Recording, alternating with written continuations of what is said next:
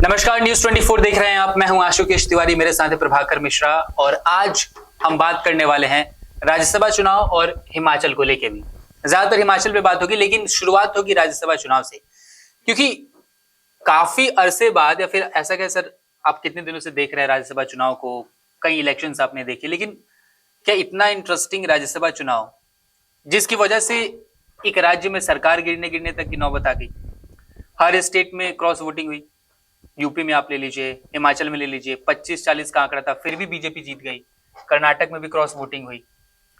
अब सर, ये जो क्रॉस वोटिंग की गई है, अब इसको लेके ये भी कहा जा रहा है कि क्रॉस वोटिंग की गई है तो जिन विधायकों ने क्रॉस वोटिंग की है उनके ऊपर खतरा हो सकता है, पार्टी एक्शन ले सकती है, उनको डिस्क्वालीफाई कर दिया जा सकता है, या फिर उनपे हॉर्स ट्रेडिंग के भी तहत ऐसी खबरें आ रही हैं। लोग पूछ रहे हैं कि हॉर्स ट्रेडिंग के तहत भी कोई कार्रवाई हो सकती है क्या। अब सर, इसके पीछे कोई कानूनी पेच है क्या कि आप हॉर्स ट्रेडिंग नहीं कर सकते, मतलब बेसिकली आप क्रॉस वोट नहीं कर सकते राज्यसभा के चुनाव में, उससे आपको दिक्कतें आ सकती हैं, विधानसभा में आपको दिक्कतें आ सकती हैं। अगर कानून की बात करें तकनीकी तौर पर, तो दल बदल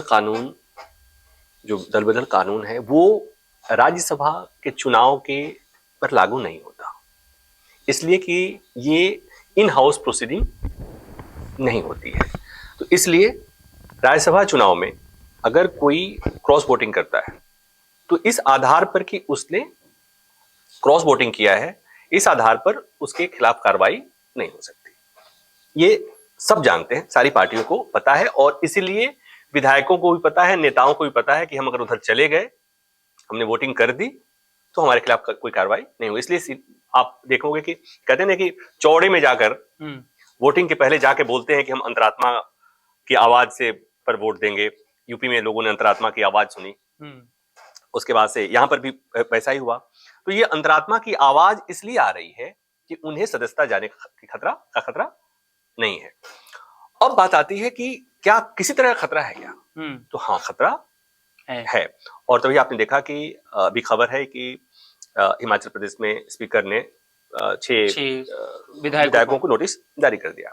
अब आप पूछेंगे कि फिर नोटिस जारी क्यों हुआ? तो 2 सूरत में सदस्यता जाती है। एक तो ये कि आपने दल बदल कानून के तहत उल्लंघन किया, पार्टी व्हिप का उल्लंघन किया, और दूसरा कि आपने खुद से अपनी सदस्यता छोड़ दी। और उसी में ये बात है कि जब आप पार्टी के ऑफिशियल कैंडिडेट को वोट नहीं करके आप अपोजिशन की पार्टी कैंडिडेट को आप जब वोट कर रहे हैं, इसका मतलब कि आप सदस्यता छोड़ ही रहे हैं, उसी तरह से akin to living that membership party. तो वहां पर स्पीकर नोटिस जारी कर सकते हैं, ये प्रोविजन है। स्पीकर नोटिस जारी करके, सो कॉल्ड नोटिस, जो कि इसमें भी हुआ है कि आपने पार्टी के खिलाफ जाकर वोटिंग जो की है, तो आपके खिलाफ कार्रवाई होगी, क्यों न की जाए। अच्छा, और कारण पूछा जाता है, इसलिए कि इसमें कहीं से ऐसा गोपनीयता तो होती नहीं है, तो सबको पता है, आपको भी पता है, इसमें सबको पता है, पूरे हमारे दर्शकों को पता है कि किन किन विधायकों ने क्रॉस वोटिंग किया है। तो अब वो उनको सोकोज गया है, वो बताना पड़ेगा उन्हें कि क्यों उन्होंने ऐसा किया है। अब बात आती है कि वो क्या बताएंगे। यूपी में देखा, चौड़ा होकर के कुछ विधायकों ने कहा कि हम अंतरात्मा की आवाज पर वोट कर रहे हैं। हो सकता है कि ये भी कह दें कि हम अंतरात्मा की आवाज पर वोट हमने किया हुआ है, लेकिन ये अब सर्वविदित हो गया है कि इन्होंने क्यों वोट किया है। इन्होंने वोट किया है दरअसल अपनी नाराजगी जाहिर करने के लिए मुख्यमंत्री सुक्खू के खिलाफ। क्या नाम है आजकल? हाँ, सुखविंदर सिंह सुक्खू, जो आज दुखू टाइप हो गए होंगे। इस राज्यसभा चुनाव ने उनको दुखी कर दिया है, और ये करीब करीब तय हो गया है कि मतलब अभी जो चीजें हैं कि उनकी कुंडली में ये राज्यसभा का चुनाव जो है वो बुरा दिन लेकर के आया है, और ये करीब करीब तय है कि अब शायद उनकी कुर्सी जाने वाली है, क्योंकि जो पर्यवेक्षक गए हैं और जो पार्टी के अंदर से जो आवाज आई है ये बता रही है। इसलिए जयराम रमेश ने कुछ दिन पहले आज चर्चा के क्रम में ये भी कह दिया कि हमें सबसे बात करना होगा और हमें कुछ कठोर कदम उठाने पड़ सकते हैं। इसका मतलब ये हुआ कि राज्य में सरकार को बचाए रखने के लिए अब सुखविंदर सिंह की बलि ली जाएगी, इसलिए कि असंतोष बहुत है। और एक तरह से कहें कि इस असंतोष की शुरुआत तभी हुई थी जब चुनाव हुए थे। आपको याद होगा किस तरह से तमाशा हुआ था, एक तरह से हम कहें कि किस तरह से वहां पर खींचतान हुई थी सीएम पद को लेकर के। प्रतिभा सिंह का भी नाम सामने आया था। हाँ, और जिन परिस्थितियों में सुखविंदर सिंह को मुख्यमंत्री बनाया गया था, और अभी भी प्रतिभा सिंह का आपने नाम लिया, तो प्रतिभा सिंह, उनके बेटे, कहा जा रहा है कि उन्होंने भी इस्तीफा दिया। उन्होंने इस्तीफा दे दिया। कहा जा रहा है कि उन्हीं लोगों के चलते सारी चीजें हो रही। और जिस तरह की उन्होंने बातें कही कि जिन परिस्थिति, उन्होंने भी ये बातें कही कि जिन परिस्थितियों में मुख्यमंत्री सुखविंदर सिंह को बनाया गया था, कहीं ना कहीं वहां विधायकों की मर्जी के खिलाफ बनाया गया था, चाहे उनकी उतनी वो नहीं थी। तो अब ये करीब करीब तय हो गया है। अब बात आती है कि स्पीकर ने जो नोटिस जारी किया है, सो कोई नोटिस जारी किया है, तो उस पर क्या, अगर वो मान लीजिए कि वो जवाब देते हैं, कहते हैं कि हमने अंतरात्मा की आवाज पे दे दिया, चाहे वो कहते हैं कि नहीं हम अपनी नाराजगी जाहिर करने के लिए, तो क्या कांग्रेस इस पोजीशन में है कि वो उनको वो कर देगी, निकाल देगी? मुझे लगता है कि नहीं, क्योंकि ले दे के उत्तर भारत में एक तो जगह बची हुई है, अपने विधायकों को ये खोना नहीं चाहेंगे, इसलिए कि जैसे वो 6 विधायक अयोग्य हो जाते हैं, उसके बाद से मामला बड़े करीब का हो जाएगा बीजेपी और कांग्रेस का। और फिर तो आप जानते हैं कि जब इतनी नजदीकी बढ़ जाएगी, नंबर के मामले में नजदीकी बढ़ जाएगी, तो बीजेपी आगे निकल जाए, इसमें कोई दो राय है नहीं। तो मुझे लगता है कि वो सो कॉज का जवाब कुछ भी दे, पार्टी को पता है, कांग्रेस को पता हो चुका है कि ये 6 जो क्रॉस वोटिंग किए हैं, वो 6 दिख तो रहे हैं 6, असंतुष्टि और में भी है, तो हो सकता है कि उनको बचा के रखें। सो कॉज भले दे दिया गया, तात्कालिक कदम है, और उनकी नाराजगी, असंतुष्टि को दबाने के लिए, और बाकी अंदर भी जो असंतोष पैदा हुआ है या होने वाला है, उसको रोकने के लिए पार्टी नेतृत्व कोई ऐसा फैसला करेगा कि दूसरे व्यक्ति को मुख्यमंत्री बनाया जा सकता है। अब आजकल खबरें खूब बन रही हैं। एक खबर के हिसाब से हमारे सहयोगी ने खबर भेजी है कि सूत्रों के हिसाब से एक चीज और हुई है। कुछ देखिए, सूत्रों के अनुसार हिमाचल में भाजपा ने प्लान बी पर काम शुरू कर दिया है। ताऊ देवीलाल स्टेडियम में हेलीकॉप्टर में विधायकों को बैठा लिया गया है, और दल बदल कानून के मार से बचने के लिए क्या क्या करना है, सारी चीजें मतलब प्लानिंग चल रही है, पूरी खूब चल रही है। और ये भी कि जो प्रतिभा सिंह यानी कि पूर्व मुख्यमंत्री स्वर्गीय वीरभद्र सिंह की जो वाइफ है, तो इनका जो ग्रुप है वो मुकेश अग्निहोत्री को मुख्यमंत्री बनाए जाने की मांग कर सकते हैं, ऐसा खबरें हैं, ऐसी खबरें हैं। तो मतलब ये कि ये तो तय है, मुख्यमंत्री वो मुकेश अग्निहोत्री बने या कोई और बने, लेकिन सुखविंदर सिंह का जाना अब तय हो गया। बाकी इस पर और सवाल करने के लिए कुछ कहते रहे। देखो, पॉलिटिकल पार्टी, सियासत, तो अब आप ये उम्मीद करें, मतलब हर बार हम ये कह ले कि बीजेपी ये कर रही है, बीजेपी वो कर रही है, बीजेपी ये ठीक है, बीजेपी नैतिकता के मानदंडों का त्याग रही है, सब ठीक है। आप क्या कर रहे हैं? अगर आपको अपने विधायक आपके नियंत्रण में नहीं है, आप ये नहीं समझ पा रहे हैं, जो यहाँ के राज्यसभा के प्रत्याशी, देश के बड़े जाने माने संविधान विशेषज्ञ, जाने माने वकील, वेटरन लीडर अभिषेक मनु सिंह भी कह रहे हैं कि जिन लोगों ने क्रॉस वोटिंग किया और रात में हमारे साथ डिनर किए, सवेरे हमारे साथ, उसमें से कुछ लोगों ने ब्रेकफास्ट भी किया, हम नहीं समझ पाए तो गलती किसकी है भाई साहब? इसका मतलब ये चीजें बता रही हैं कि आपको, आपके पार्टी के भीतर, आपके नेताओं के मन में क्या चल रहा है, दूसरी पार्टी वालों को पता है और आपको अपने लोगों के बारे में पता नहीं है। तो इसका दोष आप कब तक दूसरे को देकर के अपनी कमियां छुपाओगे? मुझे लगता है कि, लेकिन सर एक और बात ये भी है ना कि जैसे अभी बात भी हम कर रहे थे कि बजट पास हो गया, सबने वोट किया इस सरकार को, अब आप बोल रहे हैं कि मुख्यमंत्री सुक्खू नहीं रहने वाले हैं, कोई और बनेगा, मांग चल रही है उसकी। तो जब बजट पास हो गया, राहुल गांधी फोन कर रहे हैं, प्रियंका गांधी फोन पे है, मल्लिकार्जुन फोन पे हैं, डीके शिव कुमार को यहाँ भेजा गया है, हुड्डा को यहाँ भेजा गया है, वो सभी बातचीत में है। जयराम रमेश ने बोला कि कठोर फैसला लिया जाएगा। तो कुल मिला के ये सारी चीजें ऐसी भी तो दिखाती है कि ये जो पूरा का पूरा ड्रामा रचा गया कल, वो सिर्फ एक नाराजगी की वजह से, जैसा कि आपने बताया, वो रचा गया, और सिर्फ एक मुख्यमंत्री बदल जाएगा तो सब वापस उसी खेमे में चलेंगे जहाँ पे थे, और फिर से हिमाचल में सरकार चलेगी कांग्रेस की। अगर हम ये कहें कि ड्रामा नहीं, अगर ये नहीं हुआ तो वो नहीं होता, ये बात तो है कि अभी तक हमने अभी एक खबर पढ़ी सूत्रों के मुताबिक कि बीजेपी प्लान बी पे काम कर रही है, मतलब सावधानी हटी दुर्घटना घटी। तो हम ये कहें कि ड्रामा रचा गया है, ऐसे ही ड्रामा केवल मुख्यमंत्री बदलने के लिए रचा गया है, ये नहीं, ये भी तो हो सकता है कि नहीं, इससे ज्यादा कुछ होना था, यहीं पर बात अभी रुकी है। और अभी रुकी है, ये कैसे मान सकते हैं आप? ऑपरेशन खत्म हो गया, कौन गारंटी दे सकता है? चल रहा है, कौन गारंटी दे सकता है? Plan A plan B, plan C भी तो हो सकता है। तो ये कौन गारंटी ले सकता है? इसलिए कि आज के समय में सियासत में नैतिकता की बात करना लोग करते हैं। अभिषेक मनु सिंघवी को सुन रहा था, वो उनका स्टेटमेंट था कि इनके पास, जिस पार्टी के पास 25 विधायक हों और जिसके पास 40 प्लस विधायक हों, वो अगर ये कहे कि इनको कैंडिडेट खड़ा ही क्यों करना चाहिए?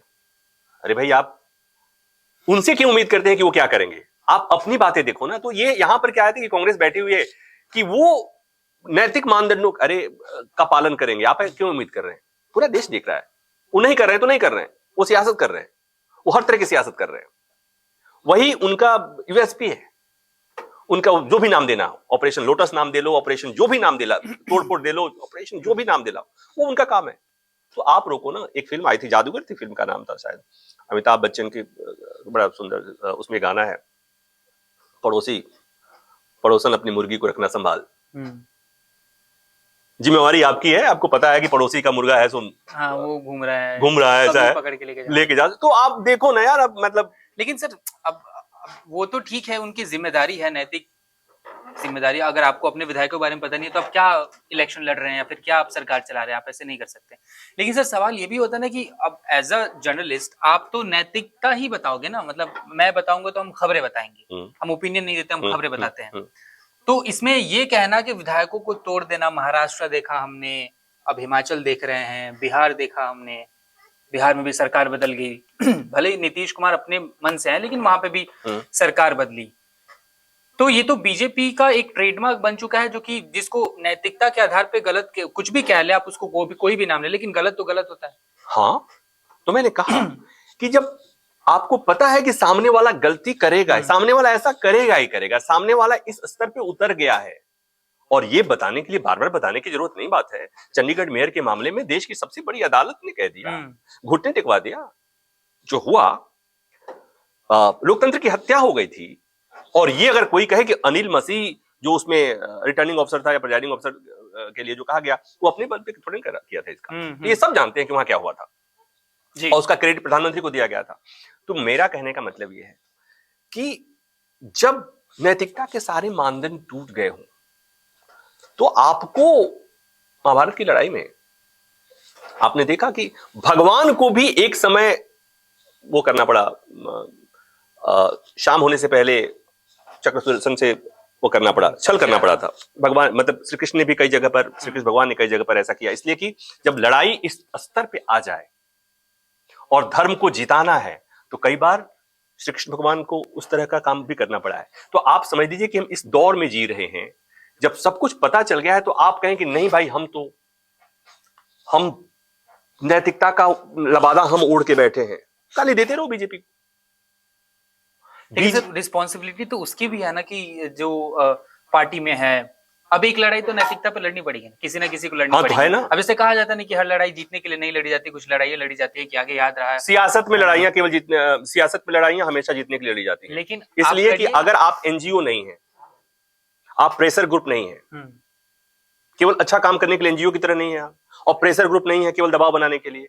आप अगर चुनावी राजनीति में है, इलेक्टोरल पॉलिटिक्स में है, तो आपको प्रत्येक लड़ाई जीतने के लिए ही लड़नी होगी। ये केन प्रकारेण, नैतिकता की बातें छोड़ दीजिए, वो भी तब जब सामने वाला हर हाल में हर चुनाव को जीतने के लिए कटिबद्ध हो, चाहे जिस तरह से भी जीत मिले, चाहे तोड़ के मिले, फोड़ के मिले, खरीद के मिले, बेच के मिले, जैसे भी मिले, तो वहां पर तो फिर आपको उसी तरह से लड़ना पड़ेगा। नहीं तो सरेंडर कर दो भाई, नहीं तो सरेंडर कर दो।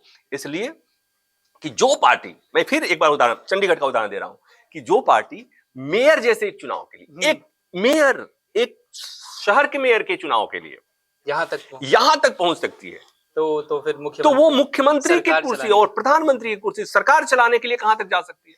तो कहने का मतलब यह है कि अब बीजेपी से आप सियासत के मामले में नैतिकता की बात करना, उसके बारे में कहना, मुझे लगता है कि सबको पता हो चुका है। तो इसलिए उस पर बहुत बात करने की जरूरत नहीं है। बात अब इस पर करने की जरूरत है कि आप अपनी कमियों को कब ठीक करेंगे। दूसरी एक और बात, मुझे लगता है ये मेरा अपना पर्सनल टेक है, हर आदमी आजकल मीडिया को कोसने लगा है। हमसे सवाल करते हैं लोग, हम सरकार से सवाल नहीं पूछते, हम इनसे नहीं पूछते, हम नहीं पूछते। अरे मैं ये कह रहा हूं कि आपका विधायक जिसे आपने वोट देके भेजा, वो पाला बदल के दूसरे की तरफ चला जा रहा है, और वो दूसरे तरफ के पाला पे जाने के बाद भी कल वोट मांगने आएगा और आप उसे वोट देंगे? बिल्कुल देंगे। उसे गाली नहीं दोगे, हमें गाली देते हो यार। हमने वोट दिया था क्या? हमको वोट दिए हो क्या? तो कम से कम उनसे ही पूछ लिया करो। मैं मतलब इस बात को लेकर मुझे लॉजिकल और फैक्चुअल बात है कि आप उससे नहीं पूछोगे। अब उससे पूछते नहीं, हर बात में हम ही को कोसते हो, मीडिया ने किया, मीडिया कर रही है, मीडिया कर रही। अरे भाई, तुम्हारा नेता क्या कर रहा है? अपने नेता से पूछो। जब वोट मांगने आए अगली बार आपका नेता, तो उससे लिखवाओ, उससे सार्वजनिक सभा में पूछो, उसकी बात रिकॉर्ड करो कि सुनो, इस पार्टी से आए हो वोट मांगने, हम इसको वोट देंगे, वादा करो अगले 5 साल तक पार्टी छोड़ के नहीं जाओगे। ये करना पड़ेगा, सारी चीजें हम मानते हैं हम फेल हो रहे हैं, आप कौन पास हो रहे हो? कोशिश करो। आजकल तो मीडियम आपके पास भी है, आप भी बोल सकते हैं, आप भी टैग कर सकते हैं। करिए। आजकल ट्रेंड्स चलते हैं, प्रोटेस्ट चलते हैं, तो हैशटैग ट्रेंड होने लगता है। आप अपने विधायक के खिलाफ कार्रवाई वो करो, धरना प्रदर्शन करो, कर सकते हैं अपने। कहां जाके? अच्छा, किसी ने कहा मुझे कि पुतला जलाया। अरे पुतला क्या जलाया? आपका विधायक है, आप अपने विधायक, आपका विधायक अगर ऐसा किया हुआ है और क्षेत्र की जनता नाराज है, विधायक अपने क्षेत्र में नहीं घुस पाएगा, अपने घर में नहीं घुस पाएगा। प्रोटेस्ट करो, लोकतंत्र में सबको विरोध करने का अधिकार है, मैं किसी को उकसा नहीं रहा हूं, लेकिन नाराजगी व्यक्त करने का सबको अधिकार है। आप उनका भी गुस्सा हम ही पे उतार दे रहे हैं। और आप प्रोटेस्ट करो, हम नहीं दिखाए तो आप बोलो। हाँ, नहीं, उनका भी गुस्सा हम ही पे उतारे। नहीं, आप ही लोगों के चलते ऐसा हो रहा है। अरे हद हो गई। नहीं, हमारे चलते वो नहीं हो रहा है, उनके चलते हम ऐसा हो रहे हैं, क्योंकि आप चुन के लेके ना, मतलब आपने लाखों लोगों ने उसे वोट देके जिता दिया, हम क्या कहेंगे? अगर वो मेजोरिटी में है तो ऐसा थोड़ी है कि 10 लोगों ने वोट दे दिया तो जीत गया। आपके घर वालों ने, आपने या फिर सबने वोट दिया होगा तो जीत रहे हैं। बट ये तो बात अलग है, जो फैक्ट है वो तो फैक्ट है। मतलब सर ये मतलब साफ साफ कहना होगा कि कांग्रेस को अब, या फिर किसी भी विपक्षी दल को, नेता चुनने से पहले, विधायक बनाने से पहले, है ना, पार्टी को चुनाव लड़ाने से पहले खुद में बात करनी पड़ेगी, उनको समझना पड़ेगा। और मेरे को लगता है कि सर्वसहमति से चुनना। अच्छा, कैसे सुनोगे, कैसे करोगे? अब वो तो उनको कुछ ना कुछ तो बताना पड़ेगा। सर्वसम्मति, एक कुर्सी एक है, विधायक 40 हैं, विधायक 50 हैं, सबकी महत्वाकांक्षा है, सब लोग मुख्यमंत्री बनना चाहते हैं, सब लोग मिनिस्टर बनना चाहते हैं। इतना आसान नहीं है। दिक्कत कहां होती है? दिक्कत ये होती है कि एक बात, सियासत में हमेशा परिवारवाद की बात की जाती है। हमारे दर्शक भी करते हैं, आप भी करते हैं, सब लोग बड़े बड़े लेक्चर देते हैं, लेकिन सच यही है कि जो वो हमारे देश की जनता उसी को अपना नेता मानती है, मुख्यमंत्री और की कुर्सी और प्रधानमंत्री की कुर्सी पर मुख्यमंत्री, खासकर रीजनल पार्टियों की बात करते हैं, राज्यों की बात करते हैं, प्रधानमंत्री के मामले में मैं बात नहीं करूंगा फिलहाल, इसलिए कि वहां पर अभी मामला दूसरा है। तो उन लोगों को भरोसा वहां पर होता है जो वंशानुगत परिवार है, जिसको हम कहते हैं ना कि पीढ़ियों से। तो अभी भी अगर सुखू आ गए, सुखविंदर सिंह आ गए, जिनका पॉलिटिकल बैकग्राउंड उस तरह का नहीं है, जो कोई विरासत नहीं है, सियासी विरासत नहीं है, तो उनके खिलाफ लोग मुंह उठाए खड़ा हो जाएंगे, उनके विरोध कर देंगे, नहीं चाहिए जी। क्यों? इसलिए कि उनका पॉलिटिकल बैकग्राउंड नहीं। तो एक तरफ आप विरासत की बात करते हो, परिवारवाद की बात करते हो, और दूसरी तरफ जब कोई नया आदमी मुख्यमंत्री बनता है तो उसके खिलाफ विरोध का, उसके खिलाफ इस तरह का काम करते हैं। ये हम लोग नहीं करते। तो मतलब कोल करे तो करे क्या, करें तो करें क्या, बोले तो बोले क्या। करना ये है कि देखो, हर आदमी को, नेताओं में नैतिकता की कमी, सियासी पार्टियों में नैतिकता की कमी हो गई, नेताओं में नैतिकता की कमी हो गई, और ये सब मिलकर के आम लोगों में भी नैतिकता की कमी हो गई है। आप अपने नेताओं से सवाल नहीं पूछते, नेता अपना धड़ा बदल देता है, उसके लिए भी आप ताली बजाते हो।